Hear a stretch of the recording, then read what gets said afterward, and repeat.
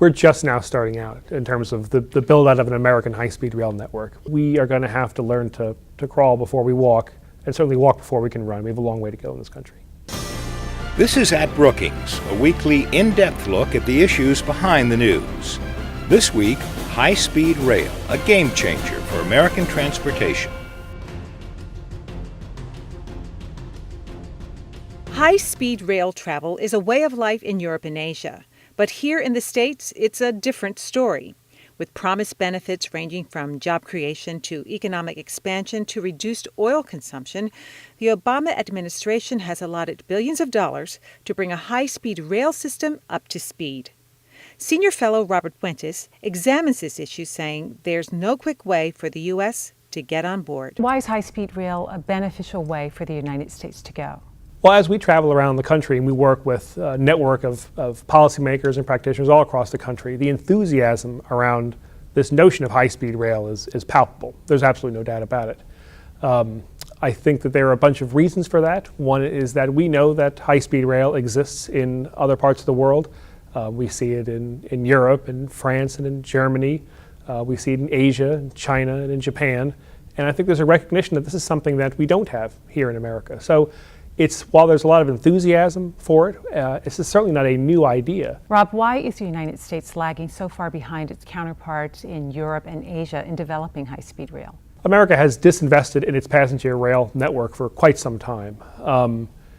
The coalition or the consortium that was created that became Amtrak in the 1970s was basically created to eventually dismantle it. But we see that that rail transit has not just survived, but is starting to thrive really lately. Amtrak is really seeing record levels of ridership in many parts of the country. And those parts of the country where the service is efficient and effective, it is really competitive, in fact. This is a big country, and we have stretched Amtrak lines between lots of small places, between places that need heavy subsidies in order to keep the system running. And we're at a time now in America where we're really thinking about how we can strategically invest in that passenger rail network to make it something that does resemble something that we see in Europe or in Asia.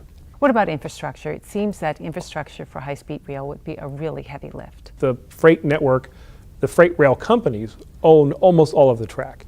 The few exceptions are those places where we do have good service here between Washington, New York, and Boston, parts of California, and some other parts of the country. But for the most part, it's this constant competition between freight and passenger services.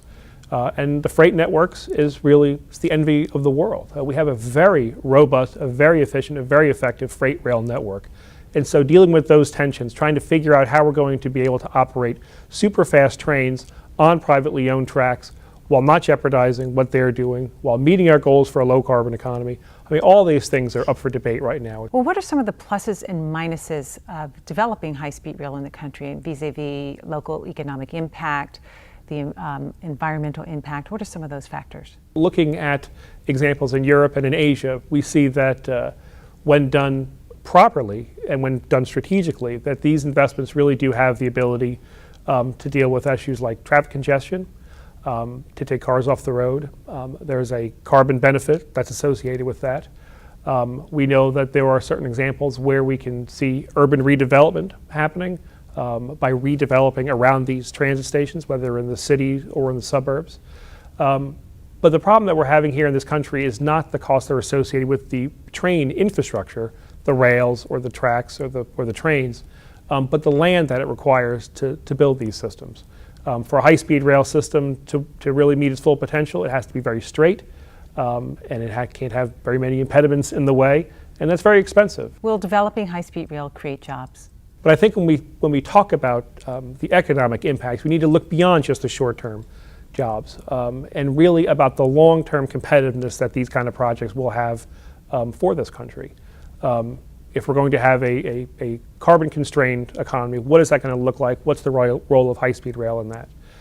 If we're going to be doubling exports in 5 years, then clearly there's a role for rail and freight rail, and how does high-speed rail fit into that conversation? If we're trying to create opportunities for all, is this a system that's really going to serve a wide range of the population or is it just for a kind of a small niche? And how does that impact other infrastructure funding, buses and rail and those kinds of things? So it's got to be part of a holistic conversation. Rob, President Obama actually earmarked money in the stimulus package for high-speed rail and then subsequently put aside other funding for it in his budget. Why is the president so keen on the development of high-speed rail? They got a big shot in the arm with the recovery package, where the president put $8 billion in to jumpstart this network here in this country. There is some money that's in the annual budget, so we're up to about $10 billion, $11 billion of high-speed rail investments that are being done now. So while all that I think is very good and very exciting, we still have a very, very long way to go in this country to get anything that resembles a European or an Asian-style network. But it took us 50 years to build the interstates, so it's going to take us some time to build out this high-speed rail network as well. At Brookings is produced by the Brookings Institution. To learn more about the issues discussed on At Brookings, visit our website at brookings.edu.